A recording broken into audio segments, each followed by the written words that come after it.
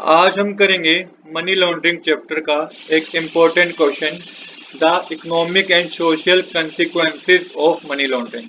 कि जो money laundering है इससे इकोनॉमिक एंड सोशल किस तरीके से प्रॉब्लम क्रिएट होती है, आज के लेक्चर में हम ये समझेंगे। देखिए, मनी लॉन्ड्रिंग से क्या होता है, जिस देश में भी मनी लॉन्ड्रिंग हो रही है उस देश की रेपुटेशन खराब हो जाती है, उस देश से जो है और देशों के जो है रिलेशन खराब हो जाते हैं। तो ऐसे कई कंसिक्वेंसेस हैं जो मनी लॉन्ड्रिंग की वजह से क्या होते हैं, डिस्ट्रॉय हो जाते हैं कंट्री के। तो ये हर कंट्री की रिस्पॉन्सिबिलिटी है कि वो अच्छे से अच्छे एक्ट बनाए मनी लॉन्ड्रिंग को कंट्रोल करने के लिए। मनी लॉन्ड्रिंग नहीं होनी चाहिए किसी भी देश में। चलिए देखिए, सबसे पहले हमें क्या बता रखा है इसमें। तो सबसे पहले बता रखा है, successful money laundering enhance the profitable aspect of criminal activity. When a country become known as a heaven for a money laundering, it attract chemical। तो देखिए, यहाँ पे बता रखा है जो सक्सेसफुल मनी लॉन्ड्रिंग है ना, तो क्रिमिनल्स के लिए क्या होता है, वहां से बहुत प्रॉफिट बनता है। जो भी सक्सेसफुल कंट्रीज हैं मनी लॉन्ड्रिंग की, जहाँ पे लोग कमजोर हैं या वहाँ पे किसी भी तरीके की एंटी कोई भी संस्था बनी नहीं हुई है, तो उस कंट्री में क्या होता है कि उन कंट्री से क्रिमिनल के प्रॉफिट अच्छे बन जाते हैं।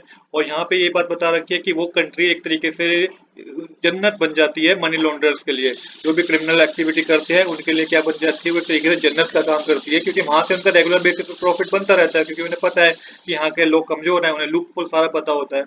अब क्या क्या वो चीजें हैं जिसके थ्रू वो मनी लॉन्ड्रिंग क्या होती है, मनी लॉन्ड्रिंग हो सकती है। तो देखिए, limited number of predicated crimes. तो यहाँ पे प्रेडिकेटेड क्राइम्स मैंने बताया था कि प्रेडिकेटेड क्राइम्स क्या होते हैं। तो यहाँ पे क्या कह रखा है इस सेंटेंस में, क्या बात कहने की समझने की है, वो ये है कि only a small number of crimes are legally recognised as trigger for money laundering charges. कि कुछ देशों में क्या है कि कुछ ही चीजों को उन्होंने ले रखा है मनी लॉन्ड्रिंग के अंदर। बाकी जैसे कि उन्होंने ले रखा है कि खाली जो ड्रग्स ट्रैकिंग होगी तो उसको ही वो मनी लॉन्ड्रिंग में कन्वर्ट करेंगे, इसके अलावा किसी भी केस को वो मनी लॉन्ड्रिंग में कन्वर्ट नहीं करेंगे। तो इससे क्या होता है, इससे जो क्रिमिनल्स होते हैं वो अदर अदर एक्टिविटी के थ्रू मनी लॉन्ड्रिंग कर लेते हैं। तो एग्जांपल के तौर पर बता रखा है, only crimes like drugs trafficking as are considered, but fraud or corruption is not, then many criminals can launder money without legal consequences। बिल्कुल सही बात है।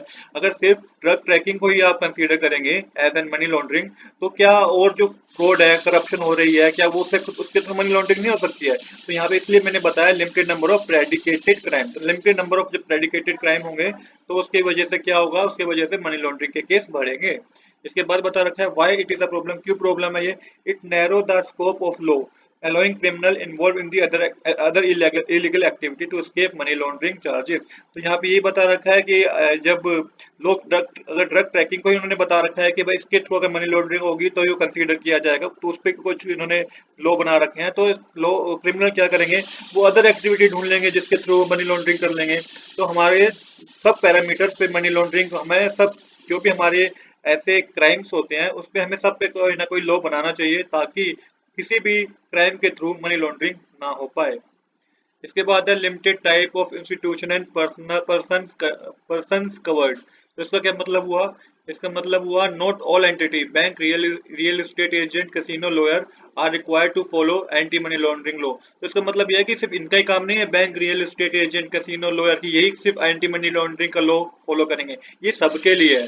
मतलब कि if only bank are monitored, criminal can use real estate और jewellery dealer to launder money. अगर खाली हम बैंक को ही मॉनिटर कर रहे हैं कि बैंक के थ्रू ही मनी लॉन्ड्रिंग होगी, तो ऐसा नहीं है। क्रिमिनल्स किसी और के थ्रू, रियल एस्टेट के थ्रू, ज्वेलरी डीलर के थ्रू भी मनी लॉन्ड्रिंग कर सकते हैं। तो आपको हर जगह हर इंस्टीट्यूशन में कोई ना कोई एक्ट बनाना चाहिए जिसके थ्रू मनी लॉन्ड्रिंग को रोका जाए। तो ये प्रॉब्लम क्यों है, criminal will find and exploit the under regulate sector. तो क्या है, क्रिमिनल कोई ना कोई रास्ता ढूंढ ही लेते हैं फिर मनी लॉन्ड्रिंग के लिए। अगर आप किसी एक इंस्टीट्यूशन पे ध्यान देंगे और सब अदर इंस्टीट्यूशन को छोड़ देंगे, तो कोई ना कोई क्रिमिनल कोई ना कोई रास्ता ढूंढ ही लेते हैं। इसके बाद है वीक इन्फोर्समेंट एंड पेनल्टी। कि यहाँ पे क्या बात कह रखी है, even if law exist they are not enforce strictly, penalty are often too low to act as a deterrent. इसका मतलब है कि लॉ बने हुए हैं बट वो लॉ स्ट्रिक्टली एप्लीकेबल नहीं हो रहे हैं, सिर्फ कुछ साल चलते हैं उसके बाद उनको छोड़ दिया जाता है, ना ही उन पर कोई सही से पेनल्टी लगाई जाती है। तो ये भी एक मेन रीजन है मनी लॉन्ड्रिंग का। इसके लिए भी हमारे जो लॉ होने चाहिए वो बहुत ही ज्यादा स्ट्रिक्ट होने चाहिए, पेनल्टी बहुत हाई होनी चाहिए। इसके बाद बता रखा है इसमें, a bank that violates AML law में just get a small fine instead of licence cancellation. अगर एक बैंक पकड़ा जाता है मनी लॉन्ड्रिंग में तो उसमें क्या होता है कि उसे कुछ फाइन लगा दिया जाता है, फिर कुछ फाइन लगा के उसे छोड़ दिया जाता है, इंस्टेड ऑफ उसका लाइसेंस कैंसिल करना चाहिए, ताकि अगर हम इस तरीके के स्ट्रिक्ट रूल लेंगे तो अदर भी जो भी और लोग हैं वो भी डरेंगे और इंस्टीट्यूशन भी डरेंगे, वो कभी भी मनी लॉन्ड्रिंग नहीं करेंगे। तो ये करना बहुत जरूरी है। हमारी जो लॉ है वो बहुत ही वीक है, इसके लिए हमें स्ट्रिक्ट लॉ बनाने बहुत जरूरी है। Why it is a problem, criminal don't fear being caught and punished so they keep laundering money. तो क्रिमिनल्स को डर ही नहीं है, उन्हें पता है कि छोटा सा पनिशमेंट मिलेगा, इसलिए वो कंटिन्यू रखते हैं मनी लॉन्ड्रिंग करना। तो ये सब बातें थी जिसके थ्रू क्या है कि हमारी इकोनॉमी पे बहुत रॉन्ग इम्पैक्ट पड़ सकता है। इन सब चीजों को हमें इम्प्रूव करना होगा, तभी हम मनी लॉन्ड्रिंग को रोक पाएंगे। आज के लिए इतना ही। I hope you like this video. If you like this video please to subscribe this channel. Thanks for watching.